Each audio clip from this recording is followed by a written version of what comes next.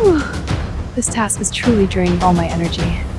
My arms are aching, but seeing the floor gradually take shape, I feel all the effort is worth it. Welcome back to the mysterious island. Deep within this misty valley, an unexpected discovery is about to completely change her survival situation. Today, the search for food takes her deeper into the dense bushes. However, nature always has a way of creating surprises. Wait, do you hear that? There is a very strange sound coming from the reeds ahead. It sounds like a small animal. As she gently parts the thorny leaves, she cannot believe her eyes.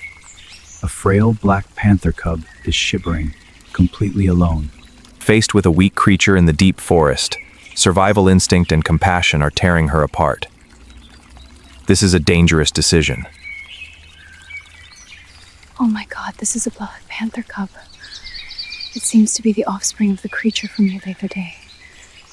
It is really weak and hungry. Bringing a predator back to camp is extremely risky. Its mother could be around here, but leaving it behind means it will definitely die. Despite all dry survival rules, she decides to intervene. Carefully, she picks up the tiny creature to bring it to a safe place. Look at this, everyone. I just found it in bushes. It is starving and shivering. I cannot leave it here alone. Back at the safe zone, the top priority is hydration. She uses a clean leaf to drip meat broth to awaken its survival instincts. It swallowed it! Thank goodness. And now you'll be little tiger. Kiki seems a bit curious already. Adding another mouth to feed means more survival pressure, but the arrival of the new member brings immense mental strength in the wilderness. However, this peace is only temporary. With two defenseless small creatures, the damp ground full of snakes and centipedes has now become a death trap. I cannot sleep a wink. There are too many hidden threats under this ground. To protect Kiki and little tiger, we must leave the ground. The decision is made in a flash. She needs to find a giant ancient tree with a sturdy three-way fork, high enough to avoid predators. Do you see this ancient tree? That fork over there is extremely solid for a foundation. That will be our first treehouse. Building a treehouse requires meticulous calculation. If heavy wood is used, the branch might snap. Light and elastic materials like bamboo are the only viable solution. The first task is to cut bamboo. I will need a lot, possibly dozens of stalks. This will be extremely grueling. Let's get to work. Chopping dozens of bamboo stalks with a small machete requires technique and stamina. She must swing the blade at an angle to save maximum energy. My hands are starting to sting. After chopping, we have to cleanly strip off these rough side branches so the bamboo can be easily pulled apart. This structure uses no metal nails. Safety depends entirely on the flexible jungle vines she is diligently collecting. Transporting these materials back to the ancient tree base is a grueling physical puzzle, testing the young woman's limits of endurance. Climbing while carrying bamboo is very dangerous. I will throw this vine over the tree fork to create a natural pulley system to hoist the materials. Using an improvised pulley, she uses her body weight to hoist each bundle of bamboo up to the high tree fork safely and efficiently. To begin laying the floor, she must climb to a height of over 5 meters. This massive tree fork will be a solid foundation for the new home. I have made it up here. Look at this cross knot, and it was the most basic technique to secure the floor frame. It's truly very solid. The floor frame is cross-woven from the largest bamboo stalks. Every joint uses fresh jungle vines, which will automatically tighten as they dry out. A load-bearing test is absolutely mandatory.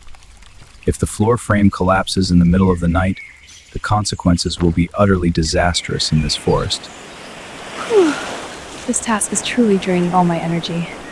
My arms are aching, but seeing the floor gradually take shape, I feel all the effort is worth it. Absolutely safe. Kiki can climb up by himself, but for little Tiger, I have to carefully hoist him up using a basket like this. Welcome to your new home. After hours of exhausting labor, the temporary treehouse foundation provides a safe platform. Now is the time for the little family to recharge. The roofing work is still waiting ahead. My hands need a rest. I have prepared fruits and some boiled meat for the little ones. It is feeding time, little Tiger. Look at the way it eats, truly very cute. Kiki is also demanding his share. A true little family.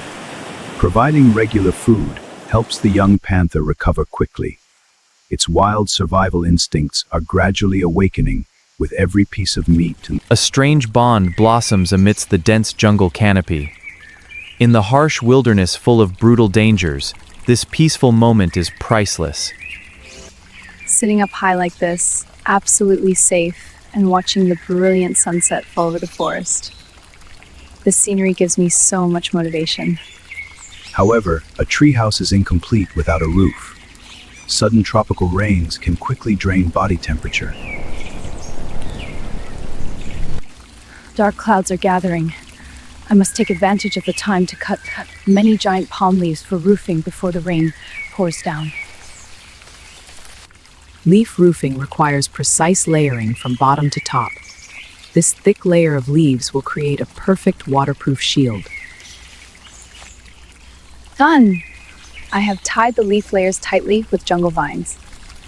No matter how strong the wind blows, this roof will protect us. The first treehouse is complete. Now it is time to use the pulley system to move all survival gear up high.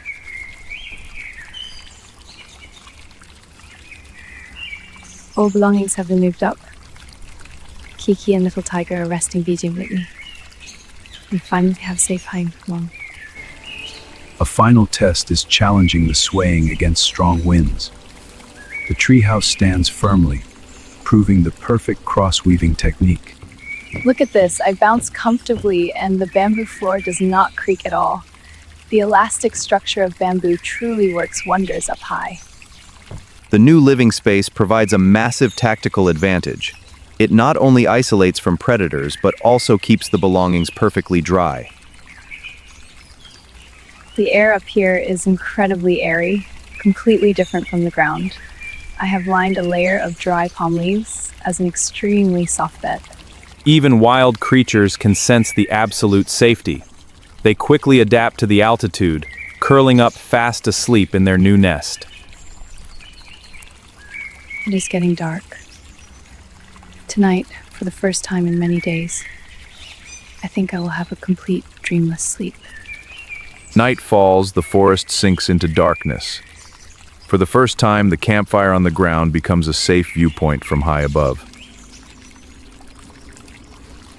Looking down from him is safe. The fire is still burning to ward off large beasts, while we are up here, completely untouchable.